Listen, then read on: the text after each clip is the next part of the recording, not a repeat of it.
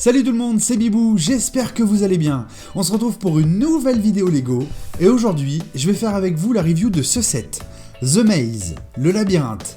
Mais avant de passer à la construction, on va d'abord jeter un coup d'œil à la boîte et faire le déballage. Le labyrinthe, The Maze en anglais, est le set numéro 21305. Il est composé de 769 pièces et est sorti le 2 avril 2016. C'est également le 16e set à être issu du programme Lego Ideas. Son concepteur est J.K. Brickworks. C'est un très célèbre fan de Lego et youtubeur qui nous présente très souvent des mocks, My Own Creation, qui sont parmi les meilleurs, aussi bien en termes de design que de conception. Je vous fournirai un lien pour pouvoir aller sur sa chaîne YouTube et voir ces mocks que j'espère très bientôt pouvoir réaliser.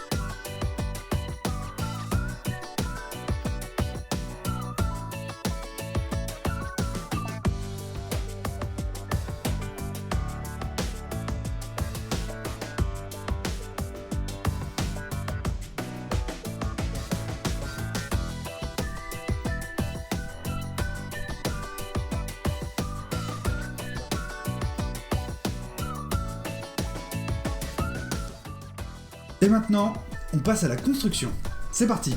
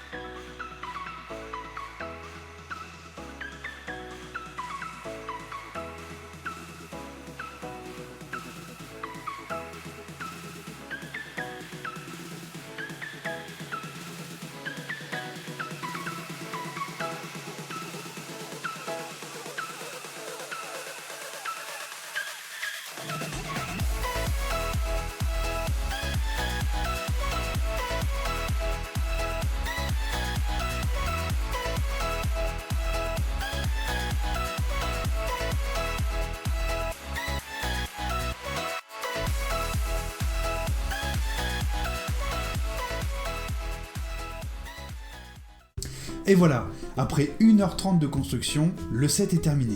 Et c'est un des premiers sets avec lequel je peux réellement jouer, parce que moi je suis plutôt du style à construire les sets pour les collectionner, pour les regarder, pour la beauté du set, mais là avec celui-ci je peux vraiment jouer avec. La construction est assez simple à faire, il n'y a pas de grosses difficultés, il n'y a pas énormément de répétitions, et on a tout de suite envie d'y jouer. Alors je vais vous montrer en gros plan comment on fait. Pour commencer à jouer avec le set, c'est très simple, il suffit de retirer la boîte contenant les balles ici, on peut remettre la petite pièce là, on retire également la cale en haut à gauche, et c'est bon. On n'a plus qu'à mettre une balle, hop là, sur la case verte, et c'est parti. Bon, j'annonce tout de suite, je suis pas très fort. Bon, c'est pas très difficile, mais je suis quand même pas très fort. Alors je vais essayer de vous parler en même temps que je joue des points forts et des points faibles du set. Alors au niveau des points faibles, j'en ai noté qu'un seul, c'est qu'on n'a pas assez d'amplitude en allant vers la gauche avec les deux manivelles. Donc il y a deux manivelles, ici une pour aller vers le haut et le bas, et celle-ci en bas pour aller à gauche et à droite.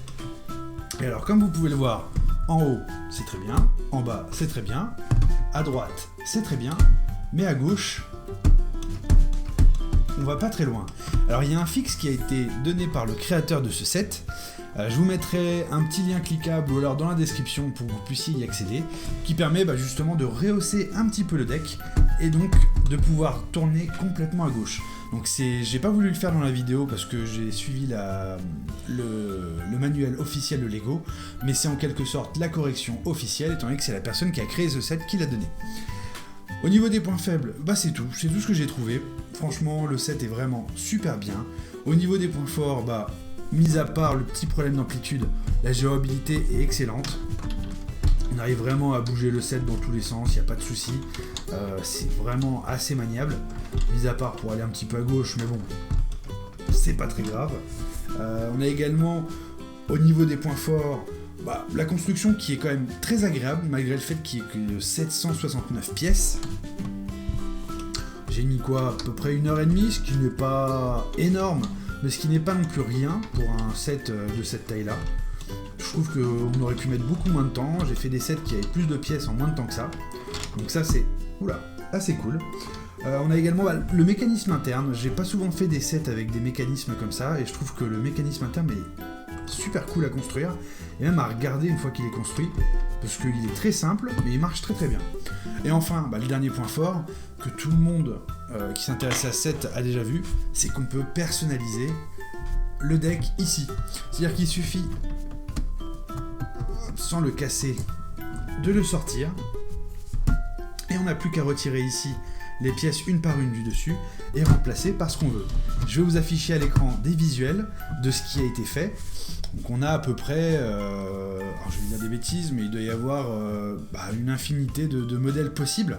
On peut faire des châteaux, on peut faire tout ce qu'on veut, et en fait le labyrinthe est complètement personnalisable, et ça je trouve ça vraiment génial. On a tous chez soi des briques en rab, on a tous une petite caisse de vrac, et on peut vraiment y faire ce qu'on veut sur ce deck, tout en respectant la taille bien sûr, mais on peut construire ce qu'on veut. Le set est vraiment une customisation infinie, c'est top. Et voilà tout le monde, on arrive à la fin de cette vidéo. J'espère que cette review vous a plu et que je vous aurai donné envie de construire et de jouer avec ce set. N'hésitez pas à laisser un pouce bleu ou bien un commentaire ou encore à vous abonner à ma chaîne. Comme ça en plus vous pourrez retrouver dès leur sortie mes prochaines vidéos. On se retrouve très bientôt pour une nouvelle review. D'ici là vous pouvez cliquer ici pour revoir la série des minifigurines de chez Disney. Je vous dis à très bientôt et tchuss!